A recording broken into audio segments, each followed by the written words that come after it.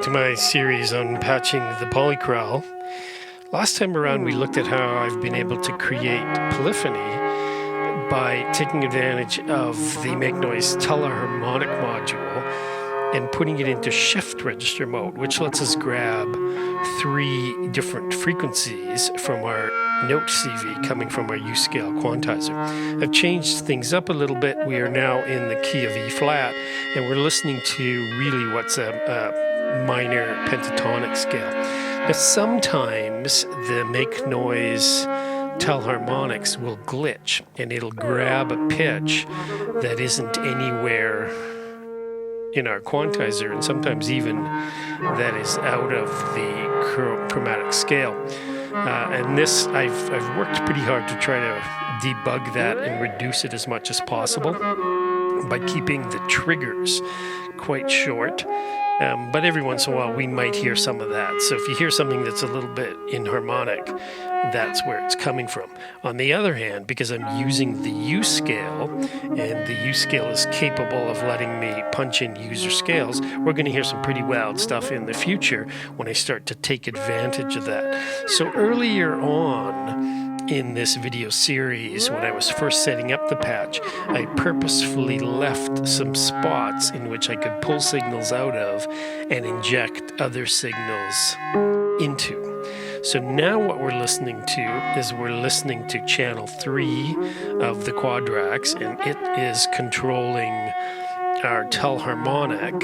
So we're listening to just the one, and now I've added back in the melody voice, and the melody voice is our complex voice chain that gets its signal from the shapeshifter oscillator and then into a Polaris low-pass filter and into a wave filter, a dope for low-pass gate in low-pass mode, and then out. So that's our lead voice.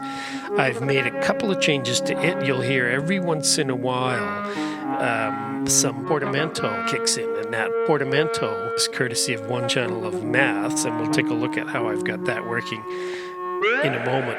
But what I really wanted to demonstrate is how we can hear the polyphony and how it interacts with the lead voice. And the reason for that is really simple.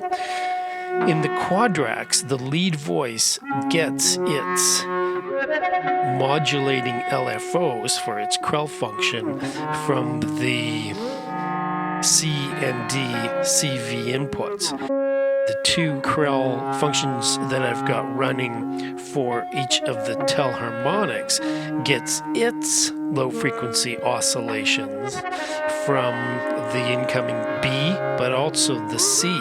So there's a little bit of overlap between the controlling LFOs that control the melody voices and then control those 2 telharmonic harmony voices. So if I put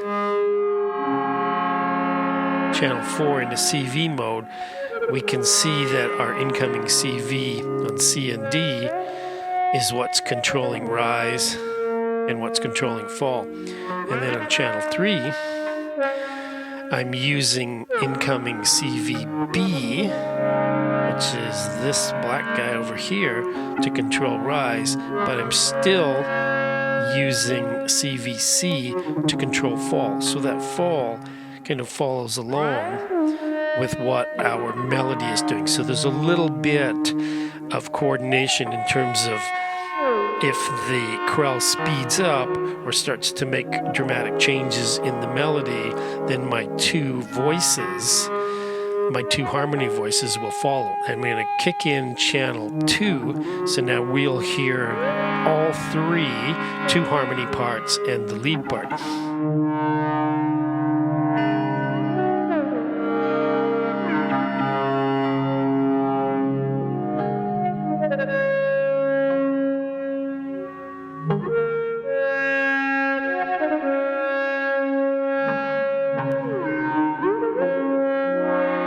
Now at this stage, in order to make sure that I've got some control over the range of notes that I'm producing, I have attenuated the signal coming out of our double Andore and driving the U-scale quantizer down to about an octave and a half, maybe a little bit under 2 octaves.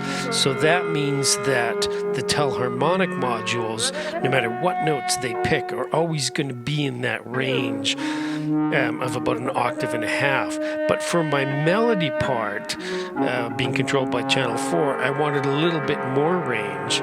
So I'm using a disting module in its very first mode that lets you change octaves, and I'm simply using a clock function that periodically kicks in, and that clock function kicks it up an octave, and we'll take a quick look at that.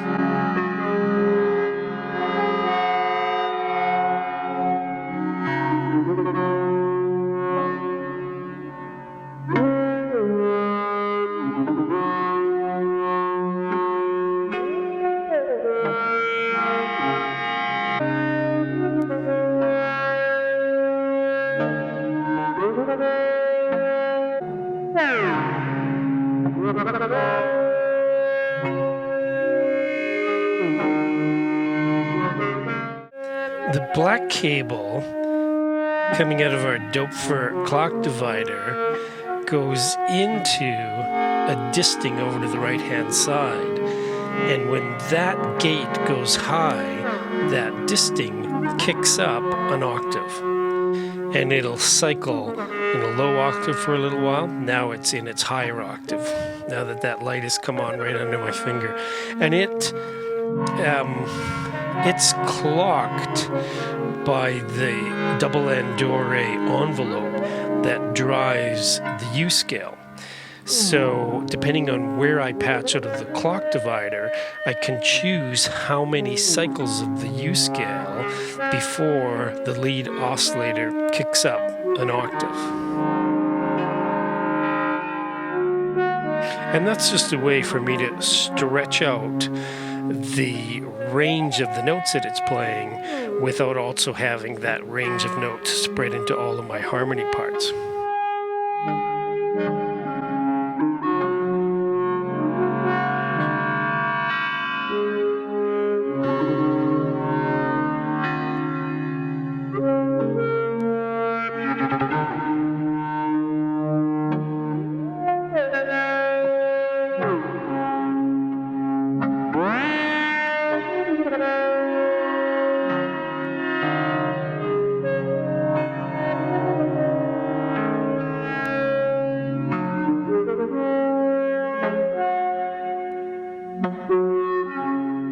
Now over here with maths, I'm doing exactly the same thing. On maths channel 4, I'm using channel 4 as a slew generator for the lead voice. So after the lead voice is kicked up an octave by the disting, it comes all the way over here, gets patched through maths channel 4. And you can see that I've got channel 4 rise and fall set very, very low, all the way to the bottom.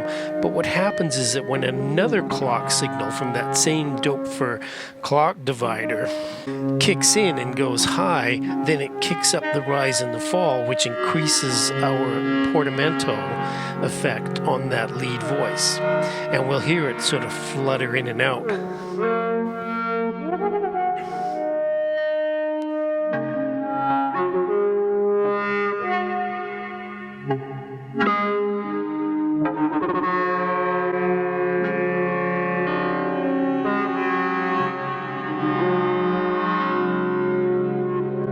In the next video, we'll take a look at some other voices that I've added, such as a bass voice and a counterpoint voice. I hope you've enjoyed our video series so far.